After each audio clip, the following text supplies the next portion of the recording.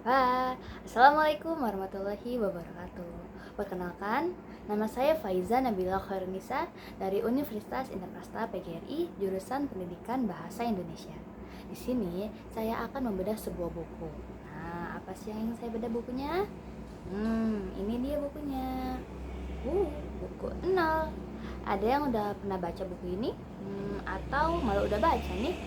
Nah, di sini aku akan membedah sedikit tentang isi dari buku ini, tentang hal-hal yang aku sukai, tentang perubahan yang aku alami setelah baca buku ini, kelebihan dan juga kekurangan dari sebuah buku ini. Menurut aku nih ya.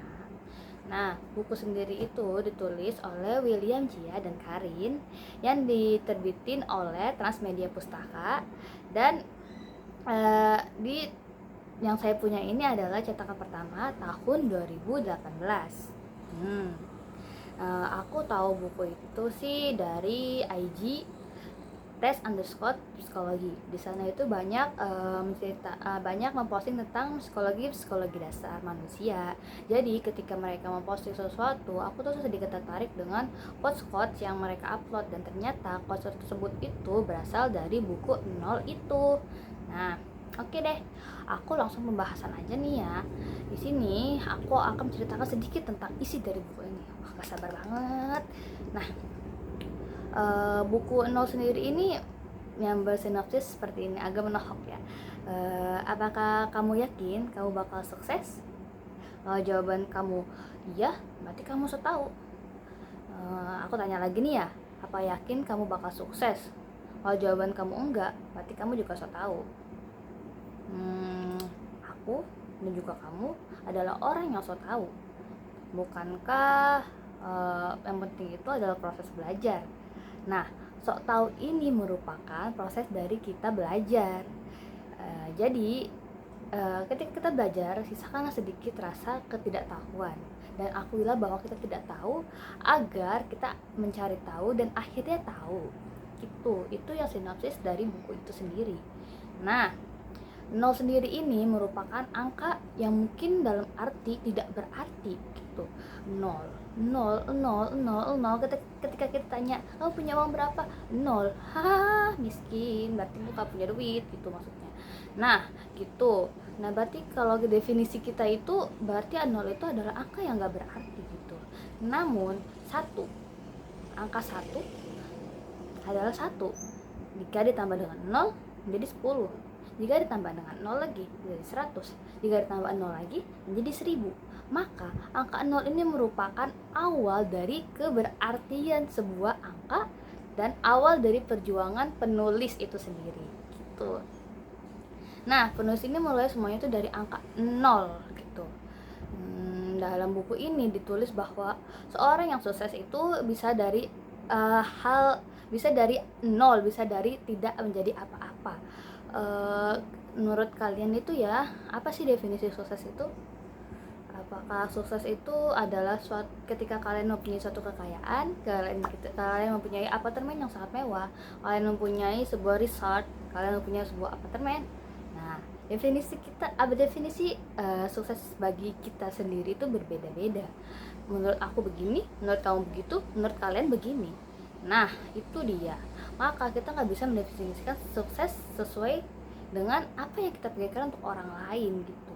Tapi sukses yang terberat adalah sukses menjadi seorang manusia.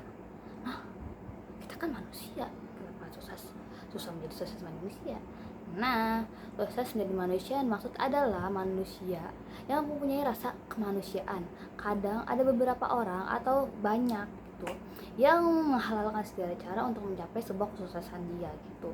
Dia korupsi, dia menyakiti orang lain untuk mencapai kesuksesannya, dan berbagai hal yang melanggar rasa kemanusiaan itu. Maka yang terpenting dari kesuksesan itu adalah kita harus menjadi seorang manusia yang punya rasa empati yang tinggi, mempunyai rasa kepedulian yang tinggi terhadap sesama, karena kita sukses bukan untuk diri kita sendiri, melainkan untuk orang lain juga gitu. Nah, banyak banget hal yang aku sukai dari buku ini. Ketika aku baca buku ini kayak, wah, apakah aku udah bener ya jalan sukses aku tuh, apakah udah bener kayak gini nih, apakah pemahaman aku itu wah salah nih ya berarti gitu. Nah jadi tuh kadang sukses itu harus mencapai semua resiko-resiko, banyak banget resiko ketika menjadi seorang yang ingin menjadi seorang yang sukses gitu. Banyak banget sih ya, kita tuh harus kuat gitu loh ketika kita mau sukses. Bukan hanya kuat dengan semangat, tapi juga sejalan dengan perilaku dan tindakan kita gitu. Nah, kelebihan dari buku ini, aku suka banget sama gaya penulisannya. Mereka itu banyak memberikan contoh-contoh logika yang memudahkan kita untuk paham, dan juga tidak kayak mengajari dan tidak menggurui bahwa kita harus begini, kita harus begitu. Tidak seperti itu. Dalam buku ini kita kayak dikasih perumpamaan, berbagi cerita, kayak semisal cerita tentang kura-kura dan juga kuda. Manakah yang bakal menang ketika mereka bertarung? Lah, kok mereka ditarungin? Jelas-jelas kura-kura hidupnya di air dan darat, dia jalannya lambat, dan juga dan juga kuda itu jalannya lebih cepat gitu. Nah aneh gitu loh, maksudnya mereka itu tidak sama, mereka tuh mempunyai potensi yang berbeda-beda. Jika kuda berada di air juga dia nggak bakal bisa berada dengan cepat. Nah kalau misalnya kura-kura berada di air, justru kura-kura bakal menang. Jadi tuh kita mempunyai start yang berbeda-beda dan punya potensi yang berbeda-beda yang nggak pernah bisa disamakan dengan orang lain. Nah seperti itu aku suka banget sama cerita itu. Terus juga cerita Nick Vujicic. Kalian tahu Nick Vujicic itu siapa? Dia adalah seorang yang dilahirkan tanpa tangan dan juga kaki.